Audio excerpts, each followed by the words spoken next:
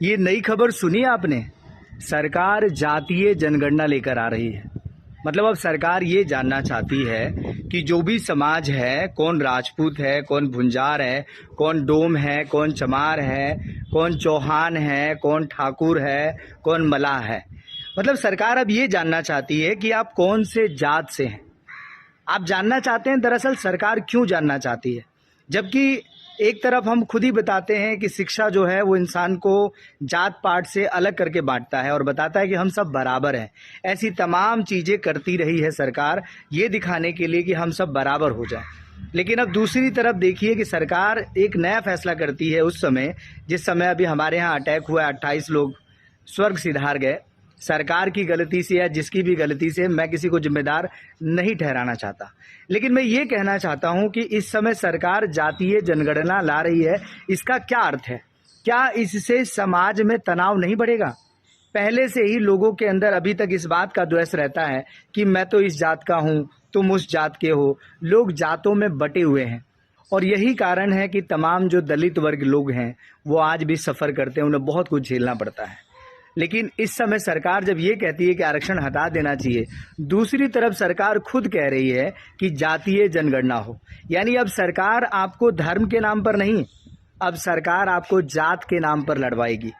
अब हिंदू मुस्लिम चल नहीं रहा है, लोग समझदार हो गए हैं, इसीलिए अब सरकार आपको 3000 साल पीछे ले जाएगी। जब हम लोग हिंदू मुस्लिम नहीं, उस समय हम करते थे कि ये पंडित है, ये चमार है, ये डोम है, इसके यहाँ बैठना नहीं है, इसका छूना नहीं है, ये हमारे रास्ते से जा नहीं सकता, ये तो हमारे सामने चप्पल नहीं पहन सकता, कुर्सी पे नहीं बैठ सकता। मतलब ये सारी चीज़ें अब सरकार सामने आपके लेके आ रही है कि अब देश में यही चलेगा।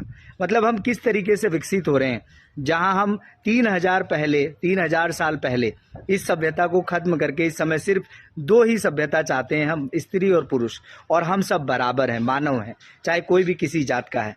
लेकिन सरकार जातीय जनगणना ला रही है, उसके बाद क्या करेगी? वो बोलेगी जो इस जात के लोग हैं इनके लिए हमने ये स्कीम निकाली है, जो उस जात के लोग हैं उसके लिए ये स्कीम निकाली है।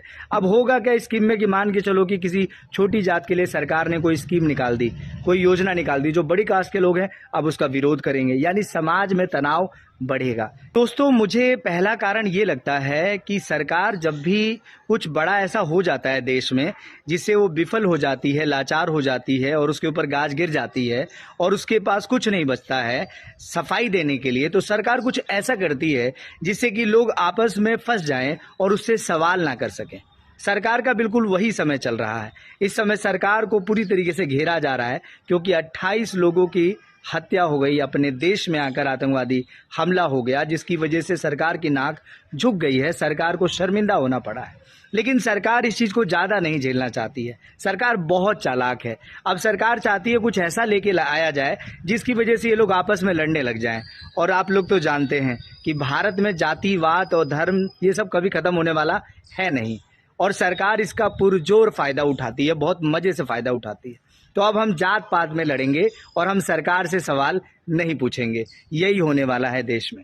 आपकी क्या राय है कमेंट्स में ज़रूर लिखिए और वीडियो को शेयर ज़रूर कीजिए। जय हिंद।